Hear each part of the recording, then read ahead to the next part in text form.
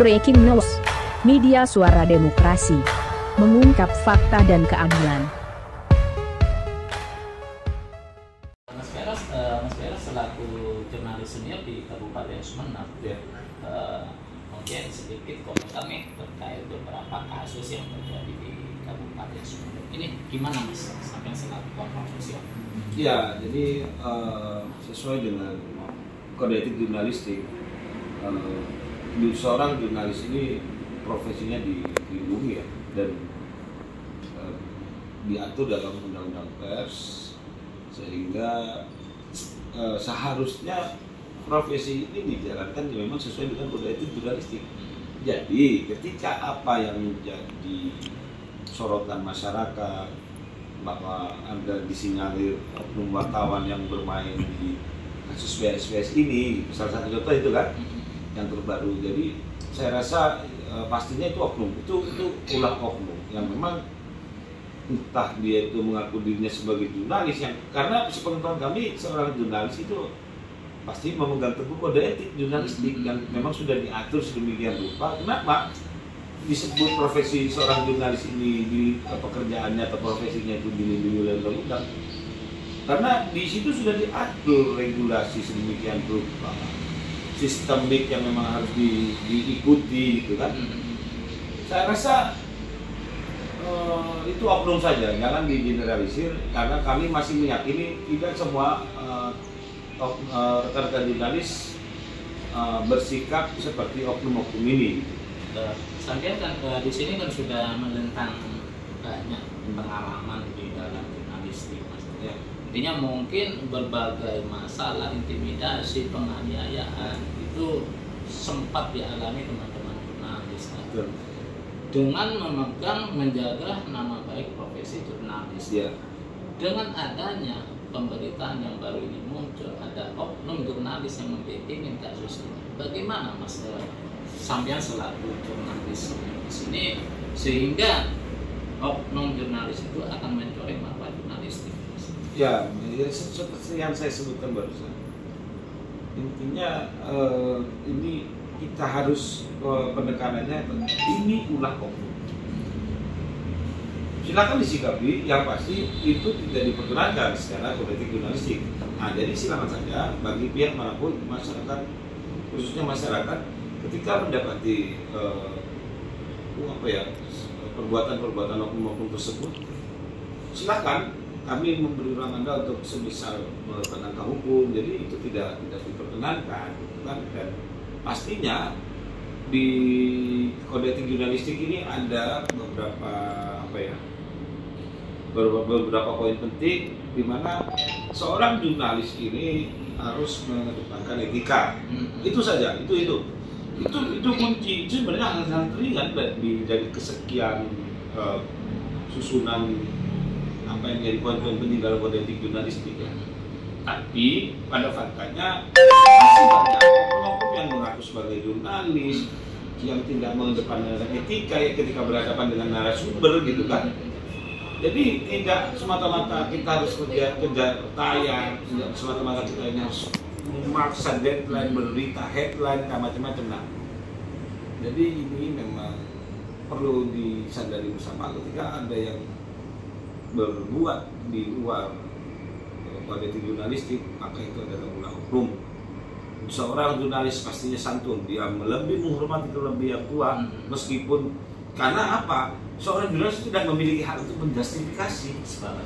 Jadi narasumber adalah segala-galanya. Dalam artian begini, kami pasti ketika melakukan peliputan kegiatan jurnalis, kami minta izin.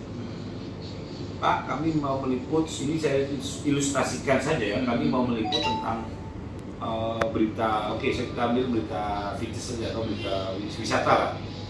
Apakah berkenan Pak?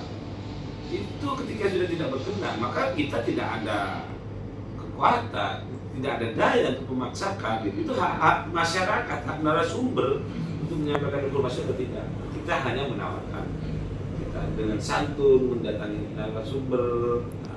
Yang pasti saya berharap dalam desas-desus adanya keterlibatan oknum jurnalis yang berupaya menutupi di kasus PSPS ini ya.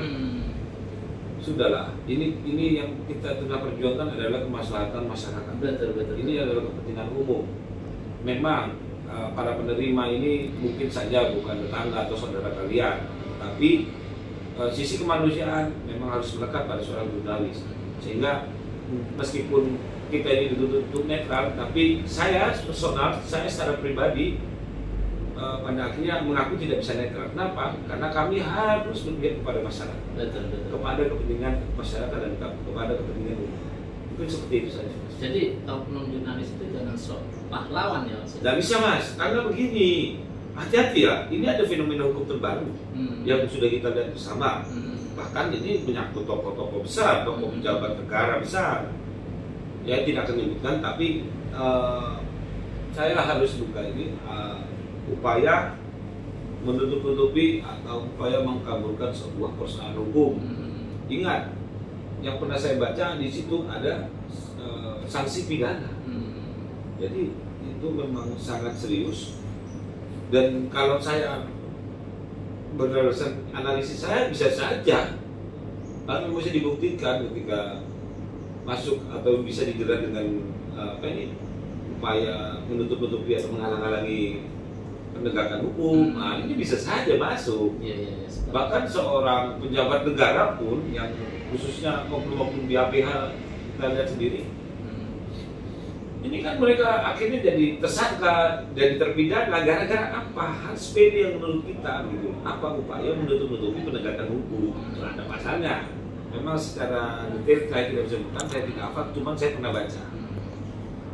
Ini terakhir Feros terkait permasalahan ini khususnya kami sebutkan aja ya demi ketransparan publik di suatu instansi kepolisian Polres Sumeneb diterapkan kebijakan kepada semua kalangan termasuk jurnalis dilarang untuk membawa HP sebagai alat jurnalistik untuk masuk ke ruang penyidikan atau reskrim. Kalau disandingkan dengan pasal menghambat menghalang-halangi tugas jurnalistik, mungkin gimana mas memberikan penjelasan kepada publik selain masalah kebijakan? Sebenarnya kembali lagi kepada apa yang harus dilakukan seorang jurnalis begitu kan? Tetapi kenapa saya menekannya terhadap lebih kita sebagai jurnalis lebih mengedepankan etika. Memang pada akhirnya di mana kita berpijak, di situlah kita akan dijunjung. Memang semua ini memang Polres mungkin ini ruang publik, tapi mungkin saja bisa saja mereka menerapkan ada beberapa ruang privasi yang memang tidak bisa dilakukan. Jadi mungkin saran dari kami, bagaimana kita menyampaikan apa yang mau kita perbuat. Jadi ketika memang ada ruang-ruang yang tertutup, mungkin saja mereka menganggapnya sebagai ruang tertutup gitu kan. Tapi ingat bahwa Polres ini adalah fasilitas untuk melayani warga negara di Republik ini gitu kan. Jadi saya rasa sebenarnya tidak ada di sini sekarang sudah era keterbukaan. Kita ini sudah memasuki era keterbukaan. Selama tidak ada apa-apa ngapain takut gitu ya. Itu bahasa masyarakat kita ya. Ketika memang tidak ada yang harus disembunyikan, kenapa harus tertutup gitu kan. Tapi kembali lagi bagi para jurnalis mohon taati kode etik jurnalistik, pegang teguh kode etik jurnalistik. Saya sebagai ketua EJTI Korda Madura barangkali akan menginisiasi adanya buku saku bagi ini rekan-rekan. Kita tidak ada salahnya kita terus mengingatkan teman-teman yang ada di lapangan ini. Mungkin kita akan mengemasnya seperti dengan adanya buku saku kode etik jurnalistik. Mungkin seperti itu. Terakhir, pesan yang ingin disampaikan. Pesan yang ingin saya sampaikan bagaimana kita berkarya, tetap berkarya dan berkontribusi pada masyarakat.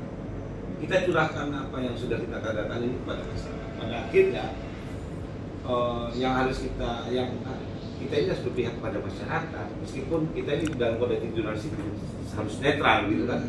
Memang masyarakat yang mana gitu kan. Tidak juga masyarakat yang salah ya. Kita harus objektif, kita harus benar-benar melakukan kajian, tidak moro-moro ini yang terutama. Apalagi kita hidup di timur ya, kalau kita sebut ini adat ketimuran. Adat ketimuran gitu. Tolong kedepankan apa ya, sopan santun, menghormati yang lebih tua. Kita tidak bisa menjustis orang ini narasumber ini salah. Ini ranahnya hukum, bukan ranahnya soal jurnalis. Jadi tolong santun ketika berhadapan dengan yang lebih tua, meskipun terindikasi korupsi, terindikasi apapun, jangan sampai kita itu arogan. Sebelum ada pemutusan pengadilan. Iya, meskipun ada Mas Erfandi, kita ini tetap harus sopan. Iya. Karena kita ini hidup di adat ketimuran tadi itu ya, jadi tetap mengedepankan terkait memang terkait intimidasi khususnya ya untuk jurnalistik ini, saya rasa sebenarnya itu tidak akan terjadi selama kode etik jurnalistik kita pegang teguh, kita menerapkan kode etik jurnalistik dengan benar. Akan tetapi memang di beberapa wilayah lain yang juga sering kita bahas bersama dengan lintas organisasi keprofesian ini masih banyak terjadi. Bahkan terakhir kan ada yang sampai nyawa hilang. Jadi silakan tetap memegang pada kode etik jurnalistik. Kita harus pintar-pintar membaca situasi di lapangan. Itu saja, memang tidak untuk kemungkinan ada pihak-pihak yang merasa terganggu dengan pekerjaan kita akan mengintimidasi. Itu tidak untuk kemungkinan. Jadi tolong hati-hati bagi teman-teman selama kode etik jurnalistik dipegang teguh, maka insya Allah kita selamat. Tapi semisal ada apa-apapun ya ini silakan teman-teman ini lebih peka terhadap situasi di lapangan saja. Oke, makasih Mas. Siap. Terima kasih telah menonton channel Suara Demokrasi. Jangan lupa tekan subscribe, like, and share ya.